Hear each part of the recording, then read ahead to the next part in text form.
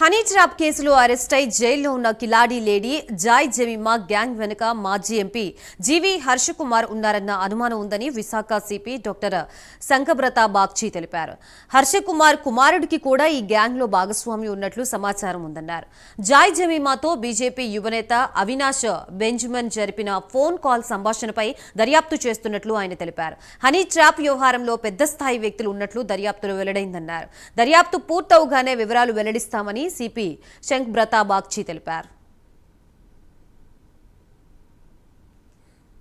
చేస్తున్నాం, ఆయనకు ఏ ఇంట్రెస్ట్ ఉంది, ఆయన మీద కూడా కొన్ని విషయాలు బయటకి వచ్చింది. మేము అది కూడా దర్యాప్తు చేస్తున్నాం. ఆ ఇన్ఫర్మేషన్ కూడా మాకు వచ్చింది. మేము ఆ కోణంలో కూడా దర్యాప్తు చేస్తున్నాం అంతవరకు చెప్పొచ్చు. కానీ ఎన్ని ఫ్యాక్ట్స్ మాకు తెలిసింది అది బయట చెప్తే మరి ఇన్వెస్టిగేషన్ అక్కడ ఖతం అయిపోతుంది. చాలామంది అలిగేషన్స్ పెడుతున్నారు. అన్ని కోణాల నుండి మేము దర్యాప్తు చేస్తాం. తప్పు చేస్తే ఎవరైనా సరే వదలడానికి ప్రసక్తి లేదు. ఎందుకంటే Joy Jemimah and her gang ఎన్ని జీవితాలతో ఆటలు ఆడారు మన అందరికీ తెలుసు.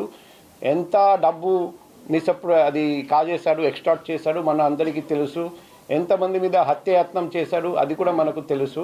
కాబట్టి ఇటువంటి గ్యాంగ్ చేసిన నేరాలు ఉపేక్షించేది లేదు.